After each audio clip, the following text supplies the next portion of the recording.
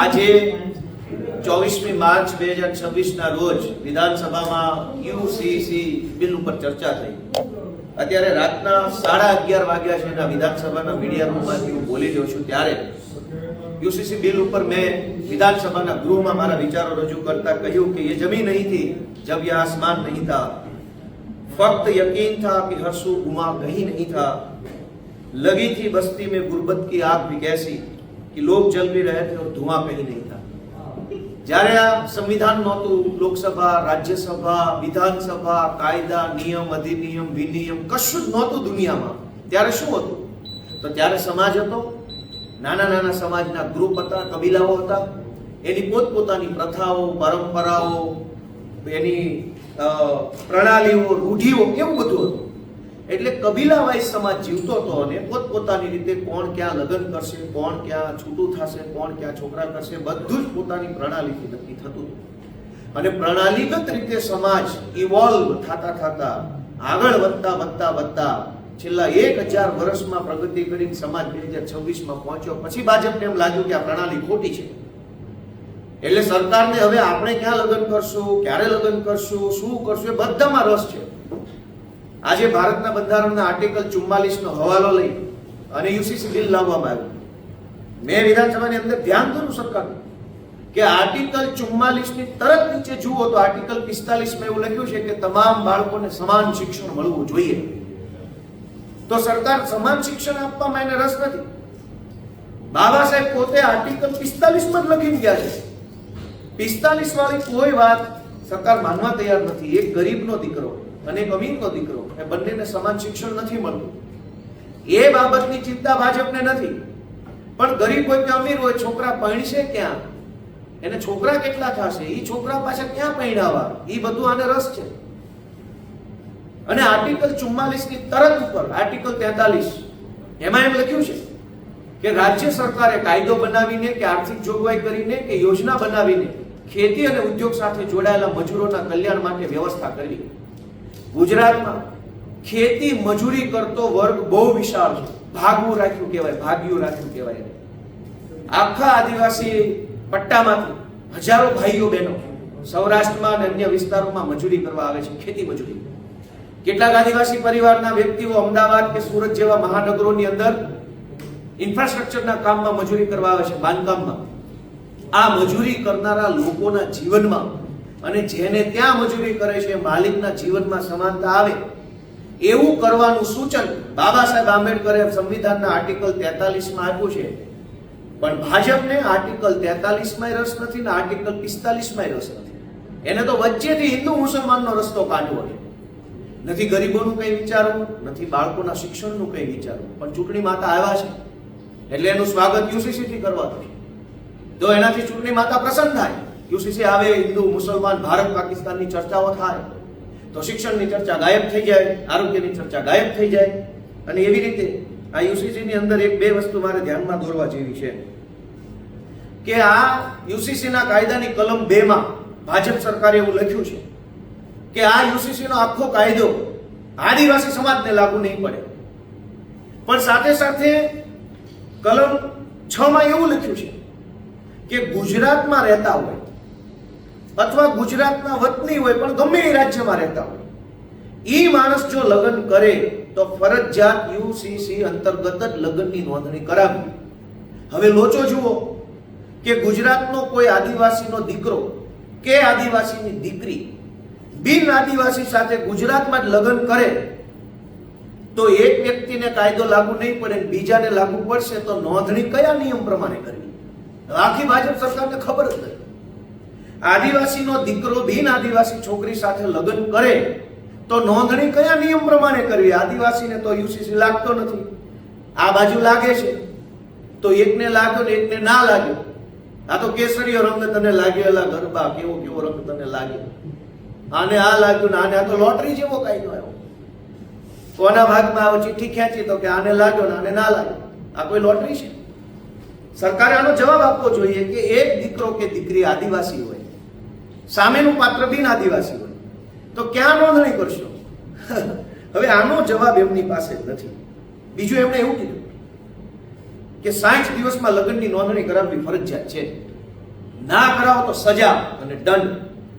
ગુજરાતમાં દેવી પૂજક સમાજ, વણઝારા સમાજ, વાંસકોડિયા સમાજ, મદારી સમાજ, ક્યાંક ક્યાંક દલિત સમાજ, આદિવાસી સમાજ, આ બધા એવા સમાજ છે કે જે રખડતું ભટકતું જીવન જીવે છે રોજગારીની તલાશમાં, કંઈક કામ ધંધા માટે થઈ એક શહેરથી બીજા શહેર, એક ગામથી બીજા ગામ વિચરતી અને વિમુક્ત જ્ઞાતિઓ છે, જેનું કોઈ સરનામું જ નથી. હવે જેનું સરનામું નથી એ નોંધણી કરાવવા જશે ક્યાં? અને નોંધણી નહીં થાય તો સરકાર એને સજા કરવાની છે. તો આ વાત મેં પાછી વિધાનસભામાં મૂકી તો ભાજપના માણસોને ખોટું લાગી ગયું. મારા જેવા એક સામાન્ય જુનિયર ધારાસભ્ય સામે ભાજપના તમામ ધારાસભ્યો ઊભા થઈને હો હલ્લો કર્યો. મને તો દ્રશ્ય જોવાની બહુ મજા આવી કે મારી જેવા નાચીજ માણસની સામે આખી સરકારે ઊભું થઈ જવું પડતું હોય તો મજા કેવી આવે એમાં. અને એમાંય તે કાયદામાં સરકાર એવું કહે છે કે કોઈ પણ માણસ બે પત્ની નહીં રાખી શકે. તો મેં પાછું સરકારનું ધ્યાન દોર્યું કે મોંઘવારી જુઓ, બેરોજગારી જુઓ, ક્યાં બે રાખે એમાં મેળ પડે છે. તેલનો ડબ્બો ક્યાંથી લાવવો, છોકરાની ફી ક્યાંથી લાવવી? બે ની સરકાર ના ન પાડે તોય કોઈ બે નથી રાખ્યા. પોસાય એમ જ નથી બે પત્ની કોઈને. અને સવાલ તો બે પત્ની કરતા આગળ છે. આ વાત મેં અંદર કીધી એ જ બહાર કહું છું કે એકય મળે એમ નથી. રોજગારી જ ક્યાં છે? આ સરકારી નોકરીના ફોર્મમાં લાખો છોકરાઓ ફોર્મ એટલે ભરે છે કે નોકરી મળશે તો છોકરી મળશે. સરકાર વિધાનસભામાં કાયદો લાવી કે બે પત્ની કોઈએ નહીં રાખવાની.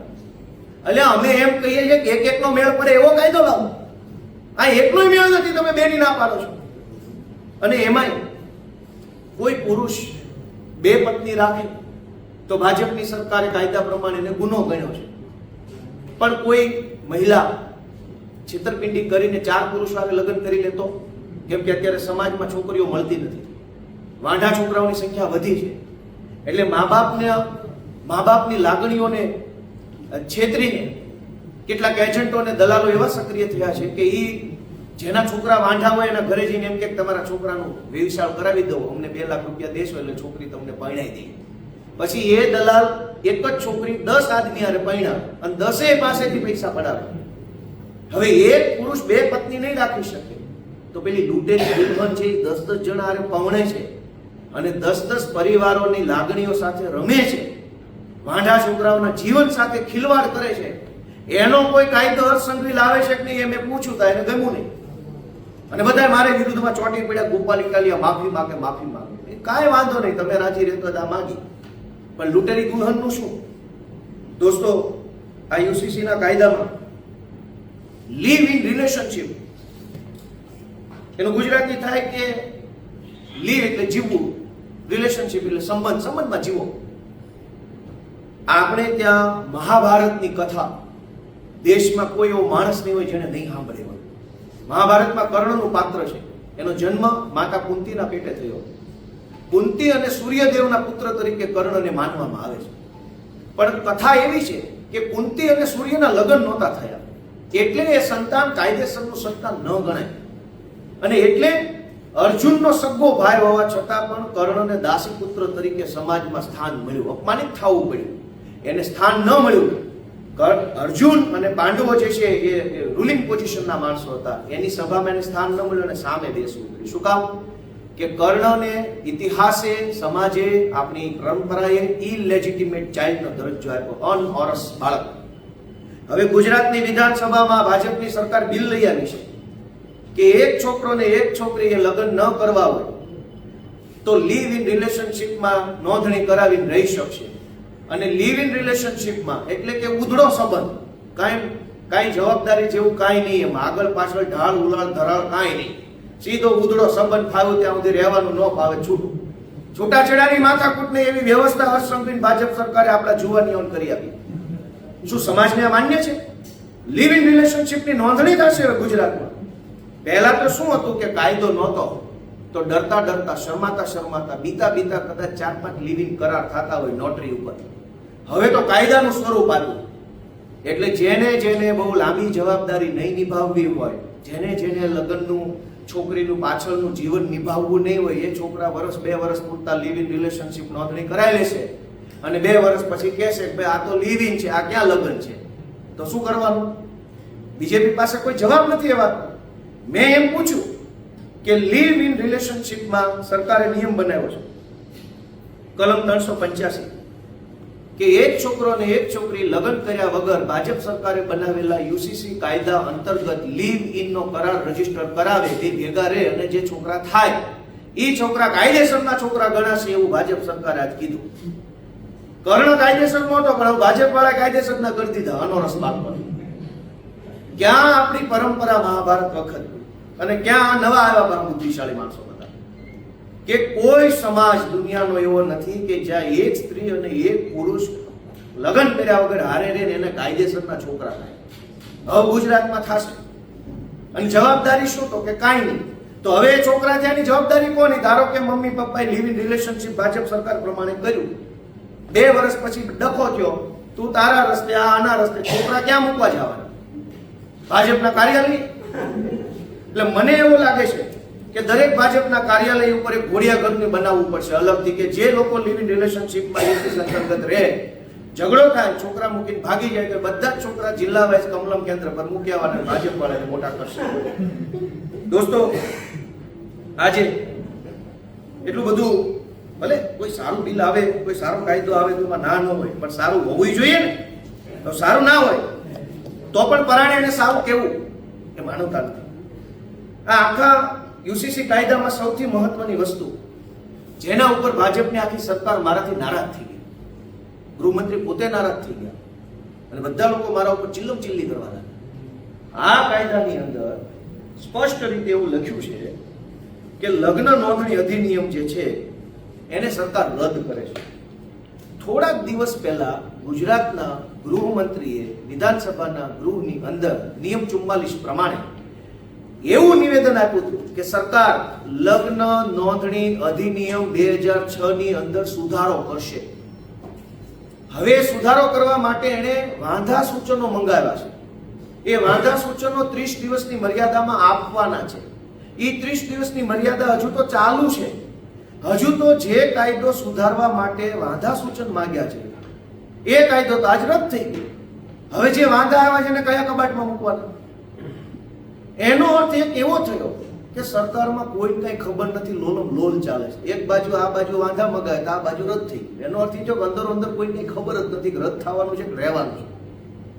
મેં આજે રંગે હાથે પકડ્યા કે લગ્ન નોંધણી અધિનિયમ 2006 જો રદ થઈ જાય તો તેના અંતર્ગતની તમામ પ્રક્રિયા પણ રદ થઈ જાય.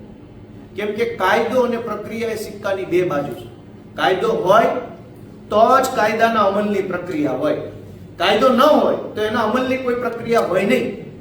હવે જે તે વખતે ગૃહમંત્રીએ આ જ ટેબલ ઉપર ઉભા રહીને જે ભાષણ કર્યું તે મેં નરી આંખે રૂબરૂ ઉભા રહીને સાંભળ્યું હતું. ત્યારે એને એમ કીધું હતું કે મારી કોઈ ગુજરાતની દીકરીને સલીમ ને સુરેશ ને આખું ડિક્શનરી કોઈ જો આમ તેમ કરશે તો અમે એનું આમ તેમ કરી નાખશું. આજ તો આખો કાયદો જ રદ કરી નાખ્યો. હવે આમાં સલીમ ને શું કેવું, સુરેશ ને શું કેવું? કેમ કે આજે લગ્ન નોંધણી અધિનિયમ 2006 જે છે જૂનો, એ સરકારે રદ કરી નાખ્યો. એક બાજુ સરકાર એમ કહે છે કે અમે છોકરીઓના મમ્મી પપ્પાને જાણ કરતી એક ચિઠ્ઠી લખશું, 30 દિવસની મર્યાદામાં એને જાણ કરશું, પછી મા બાપની ગર્ભિત પરોક્ષ સંમતિ મળે પછી જેની નોંધણી થશે. પછી એવું કહેવામાં આવ્યું હતું મીડિયામાં કે લગ્ન નોંધણીના અધિકાર તલાટી મંત્રી પાસેથી લઈને તાલુકા કક્ષાએ મૂકશું. એવડી મોટી મોટી વાતો કરી અને આ બધા સુધારા જે કાયદામાં લઈને આવવાના હતા એ કાયદો જ આજ ઉડાડી નાખ્યો. એનો અર્થ એ થયો કે સરકારે એમ કીધું હતું કે તમને લીમડાની ડાળે હિંચકો બાંધી દઈશ, આજે લીમડો જ કાપી નાખ્યો. હવે હિંચકો ક્યાં બાંધશે? પહેલો ઝૂલાવે ને બેદડી ઝૂલે, પણ ક્યાં ઝૂલે? આજ ગુજરાતની અંદર ખરેખર ખૂબ જ દુઃખદ વિષય બન્યો. સરકાર સમાન નાગરિક સંહિતા લાવે તો એમાં કઈ પણ સમાનતા ક્યાં? એક મજૂરનો બાળક અને મુખ્યમંત્રીનો બાળક બંનેને માટે શાળા એક સમાન તો છે નહીં. તો સમાન કાયદો કેવી રીતે?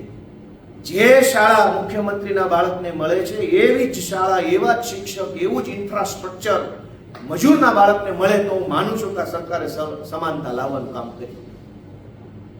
આજે ગુજરાતના ખેડૂતોને દિવસે વીજળી નથી મળતી. તમે ઉદ્યોગ ખોલો તો દિવસે વીજળી મળે, પાનનો ગલ્લો ખોલો તો દિવસે મળે, પંચરની દુકાન ખોલો તો દિવસે વીજળી મળે, ગેરેજ ખોલો તો પણ મળે, દવાખાનું ચાલુ કરો તો પણ મળે, તમે કોઈ કોર્પોરેટ ઓફિસ ખોલો તો દિવસે વીજળી મળે, પણ ખેતી કરો તો નહીં મળે. હવે આ સરકાર સમાન રીતે વીજળી નથી આપી શકતી કે બધાને દિવસે મળશે, જાઓ લઈ જાઓ. સમાન વીજળી નથી આપી શકતા. એ લોકો સમાન લગ્ન કરવા નીકળ્યા છે. હવે દિવસે વીજળી ખેડૂતોને આપે તો ક્યાં ખેડૂતો એના કેરબા ભરીને ગોડાઉનમાં મૂકી દેવાના હતા? આવે છે, જરૂર હશે એટલી વાપરશે, લાઈટ બંધ કરશે. મિત્રો, એટલું બધું દુઃખદ બાબત છે કે આ ગુજરાતની વિધાનસભા અને બાજુમાં આવેલા સચિવાલય, આમાં નોકરી કરતા સરકારી કર્મચારીઓ, ફિક્સ પગારના કર્મચારીઓ, આઉટસોર્સના કર્મચારીઓ ત્રણેય વચ્ચે સમાનતા નથી. એક જ વિભાગની એક જ ઓફિસમાં એક જ પ્રકારનું કામ કરતા કર્મચારીઓના પગાર અલગ અલગ છે. તો પછી સમાનતાની વાત જ ક્યાં આવી? સમાન નાગરિક સંહિતા કેવી રીતે? પોલીસની અંદર તમે જુઓ, હોમગાર્ડને 200 રૂપિયા 300 રૂપિયા પગાર, કોન્સ્ટેબલને 20,000, હેડ કોન્સ્ટેબલને 35,000. એક જ પકવાન સર્કલ ઉપર, અમદાવાદના કોઈ સર્કલ ઉપર ઉભેલા કોન્સ્ટેબલ અને હોમગાર્ડનો પગાર સરખો નથી. એની ઇજ્જત આબરૂ પણ ડિપાર્ટમેન્ટમાં સરખી નથી. કોન્સ્ટેબલની ઇજ્જત આબરૂ વધારે છે, હોમગાર્ડની ઓછી છે. અને બિલ લઈ આવ્યા યુસીસી, કોઈ લાવતું તો ઈસીસી બિલ લાવતું, એજ્યુકેશન સિવિલ કોડ, બધાને એક સરખું શિક્ષણ મળે. એચસીસી લાવતા, હેલ્થ કોમન કોડ. કોઈ આરસીસી લાવતા, રોડ કોમન, બધા સારા રોડ બનાવો. તમારે આરસીસી, ઈસીસી, એચસીસી, બીસીસી કઈ લાવવું નથી. ચૂંટણી આવી, હિન્દુ મુસલમાન ભારત પાકિસ્તાનની ચર્ચા ચાલુ કરવા જે બિલ લાવ્યા છે, એમાં આજે મેં મારો સૂર વ્યક્ત કરતા કહ્યું છે કે ભાઈ આમાં થોડા સુધારા કરવામાં આવે તો ઘણું બધું જનતાને કંઈક ફાયદો થાય એવું છે. અને એટલે આજે મારી એટલી જ વિનંતી છે કે ભાઈ આ યુસીસી કાયદાના નામે શિક્ષણમાં, આરોગ્યમાં, રોડ રસ્તામાં, વેપારમાં સમાનતા લાવવા માટે, સરકારી નોકરીમાં કોન્ટ્રાક્ટ કર્મચારી, હોમગાર્ડ, આ બધામાં સમાનતા લાવવા માટેનું બિલ લાવે એવી મારી ભાજપની સરકારને વિનંતી છે.